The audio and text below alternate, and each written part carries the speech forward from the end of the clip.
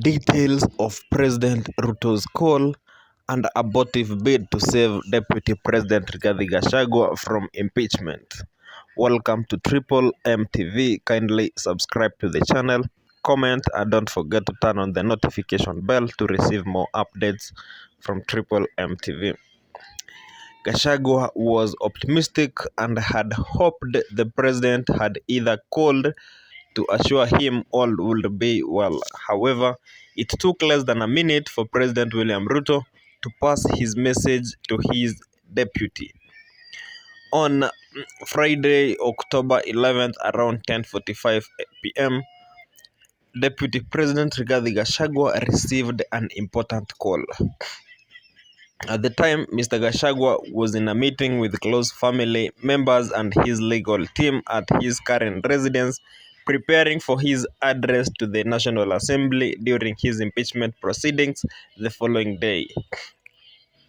It is a kind of a call that a man facing the battle of his lifetime as he was would have evoked mixed emotions. Either he was getting to help at his hour of need or his troubles were about to get worse. On the line was President William Ruto. Mr. Gachagua and his boss had not spoken for long since the last time they had met at the Jomo Kenyatta International Airport in July.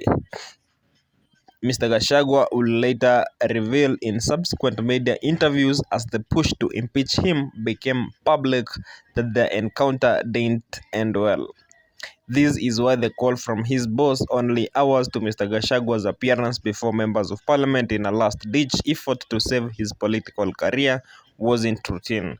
Mr. Gachagua was optimistic and had hoped the president had either called to assure him all would be well or to grant him an opportunity to patch up their differences. However, none of the two was the reason for the president's call. Instead, it took less than a minute for the president to pass his message to his deputy. At the end of the call, it was clear to Mr. Gachagua that he was on his own.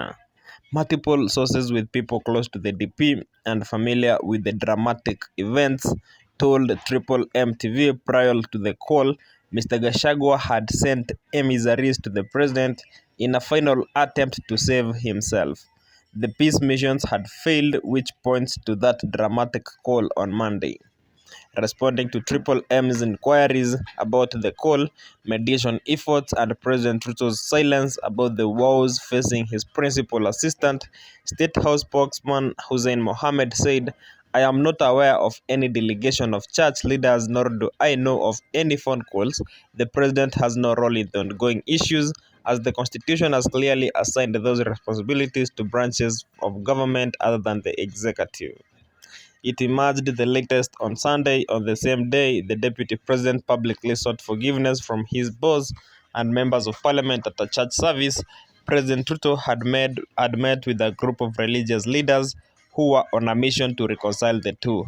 Catholic Bishop Anthony Muheria, ACK Church Archbishop James Ole Sapit, SDA leader Samson Nyaberi, and leaders of evangelical churches were among those who spearheaded efforts to broker a truce between the DP and his boss. The clerics had sought to find out the reason for the fallout between the two leaders and what it would take to reconcile them. According to sources privy to discussions, the president said his deputy had stretched most MPs with his abrasiveness. President Ruto also accused his deputy of fighting government policies and not publicizing projects being implemented in Mount Kenya. But even more grave, the president is reported to have alluded to a scheme by his deputy that was the source of their irreconcilable differences. I can confirm that some bishops and even myself made attempts to reach the two. I am aware bishops met with the president at State House, Nyeri Governor Mutahi Kahiga told us. After the Sunday meeting, the governor added the president promised that he would have a follow-up meeting with the religious leaders the following day, which, however, did not materialize.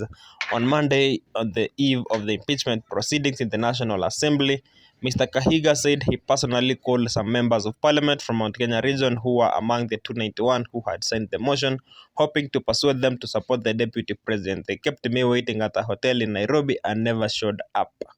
On Thursday, lawyer Danston Omari, speaking on behalf of Mr. Nyaberi, who has also lodged a case in court challenging the public participation exercise on the ouster of Mr. Gachagua, confirmed the attempts to reconcile the two leaders.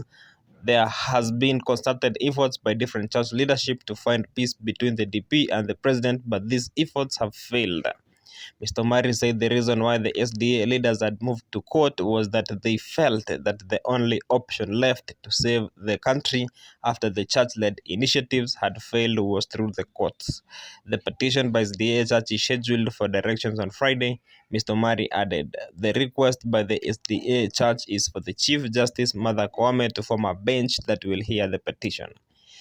Triple MTV reached out to Bishops Sapit and Muheria, but the two church leaders did not respond to call and SMS. It has also emerged that as the trial of the deputy president begins next week at the Senate, efforts were still ongoing to reconcile the two leaders before the final vote. But the renewed efforts are not going down well, as with some members of the National Assembly, which overwhelmingly voted to send Mr. Gachagua to stand trial in the Senate. Insiders within the presidency have confided in Us Africa that the MPs have told the president they will not entertain a deal that stalls the impeachment process. We will not accept any form of dialogue. Any truth should have been done before the matter found itself on the floor of the House. The National Assembly has dispensed of the same, and now the Senate is seized of the matter. We were thrown under the bus on the Finance Bill 2024 and left with egg on our faces. Any pushback now will completely shatter the credibility of MPs. Let the president allow us to handle this matter ourselves to the end.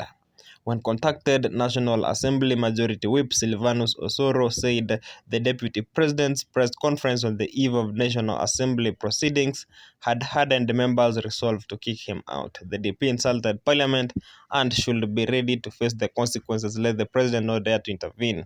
Same to the clergy. Let the independent bodies discharge their constitutional duties as required. We have discharged our role in the National Assembly. Let him have his day with the Senate, he said. Mtazamaji, continue subscribing to this channel, comment, and don't forget to turn on the notification bell to receive more updates from Triple MTV, your #1 online news channel. Mtazamaji, pia engage with me in the comment section. I urge you to continue commenting there. Tell me your views about what you think about the Gachagua and Ruto breakout deal. Kindly keep me updated in the comment section, and also subscribe, comment, and don't forget to turn on the notification bell. Also join our membership there so that we can commune and we can receive more information as soon as it comes in.